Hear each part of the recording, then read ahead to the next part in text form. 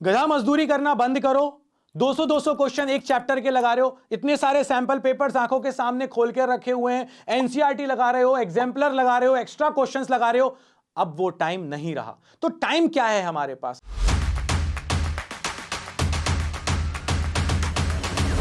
अब हमको वो हार्डवर्क नहीं कर सकते यार। अब तुम ये सोच रहे हो कि मैं ये सब कर डालूंगा तो साल की स्टार्टिंग में जाके बैठ जाओ, वहां तो नहीं किया ना। तो अब यहां पर भी करने के लिए अब वो टाइम बचा नहीं है तुम्हारे पास। अब वो हार्डवर्क मैंने कर लिया है, अब मैं तुमको उसका कंसाइज्ड फॉर्म देने की कोशिश कर रहा हूं।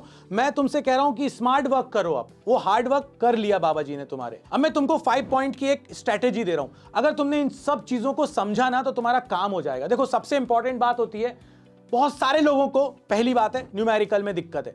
अब न्यूमेरिकल में दिक्कत है तो न्यूमेरिकल सारे चैप्टर के क्यों कर रहे हो? किसने कहा तुमसे सारे चैप्टर के न्यूमेरिकल्स करो? क्यों?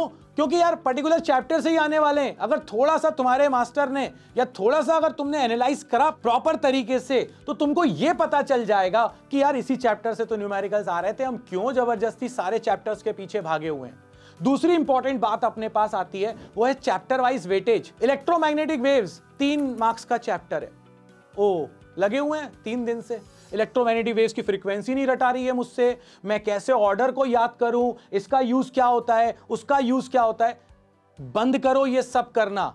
क्यों? क्योंकि उसका वेटेज ही 3 मार्क का है। 3 मार्क के लिए 3 दिन नहीं चाहिए, 3 घंटे चाहिए, दैट्स इट। और आगे बढ़ जाओ। और वो 3 घंटे में भी क्या पढ़ना है, कैसे वो टेबल होनी चाहिए कि फ्रीक्वेंसी याद हो जाए, ये मैं तुम्हें बता दूंगा। अगर कोड याद नहीं हो रहा होगा फ्रीक्वेंसी याद करने के लिए, वेवलेंथ याद करने के लिए, मुझसे पूछो, मैं तुम्हें बताऊंगा। तीसरा पॉइंट, प्रीवियस ईयर के सारे क्वेश्चंस कर डाले। 10 साल के क्वेश्चंस मैं कर रहा हूं बाबा जी। अरे भाई 10 साल के क्वेश्चन कर रहा है, क्या लास्ट ईयर का क्वेश्चन इंपॉर्टेंट है?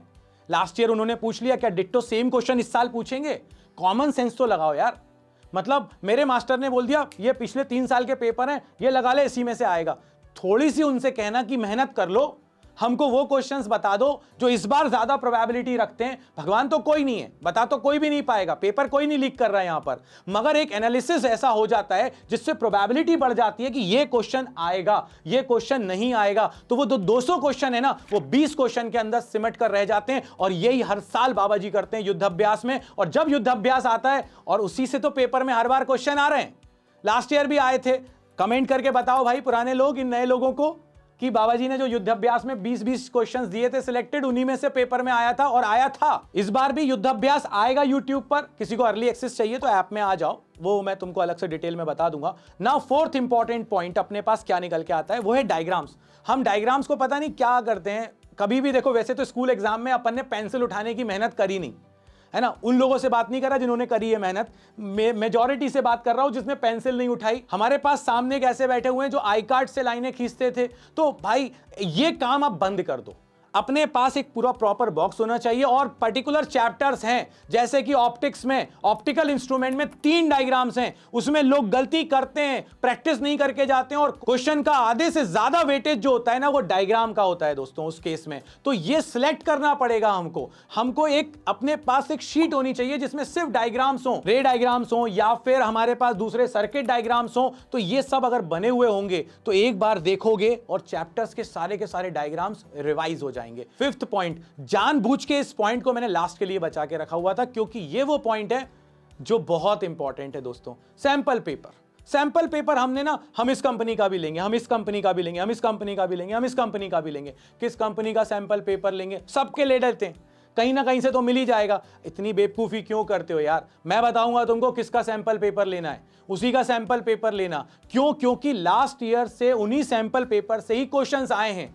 यहां पर तो क्या होता है ना, जैसे एग्जाम का सीजन आता है तो हर पब्लिशर को लगता है कि वो सैंपल पेपर निकाल दे, मगर उसका ऑथर कौन था, किसने वो सैंपल पेपर्स बनाए हैं, ये बहुत ज्यादा इंपॉर्टेंट होता है। तो ये तो 5 पॉइंट थे जो तुम्हें ध्यान रखने चाहिए थे। अब करें क्या अपन लोग? तो जैसा मैंने आपसे स्टार्टिंग में कहा था, अब हार्ड वर्क का टाइम नहीं है, अब स्मार्ट वर्क का टाइम है। अगर आपका मास्टर आपसे कहता है कि 500 क्वेश्चन करो ये, तो उस मास्टर से बात करना कम कर दो भाई, दूरी बना के रखो, क्योंकि 500 क्वेश्चन अब होने वाले नहीं है। हाँ, अगर कोई आपसे सिलेक्टेड स्टडी करवा रहा है, आपके साथ हार्ड वर्क कर रहा है, बिल्कुल छोड़ना मत उस मास्टर को। मैं भी अपने ग्रुप के साथ बहुत सिलेक्टेड क्वेश्चंस कर रहा हूं, और अगर आपके पास कोई ऐसा ग्रुप नहीं है तो फिजिक्स बाबा ऐप डाउनलोड करो और स्टोर सेक्शन में जाकर देखो कि किस क्वालिटी का कंटेंट हम दे रहे हैं और किस कंटेंट को आप मिस कर रहे हो बहुत ज्यादा। मिलते हैं नेक्स्ट वीडियो में, तब तक के लिए बाबा जी की तरफ से जय हो।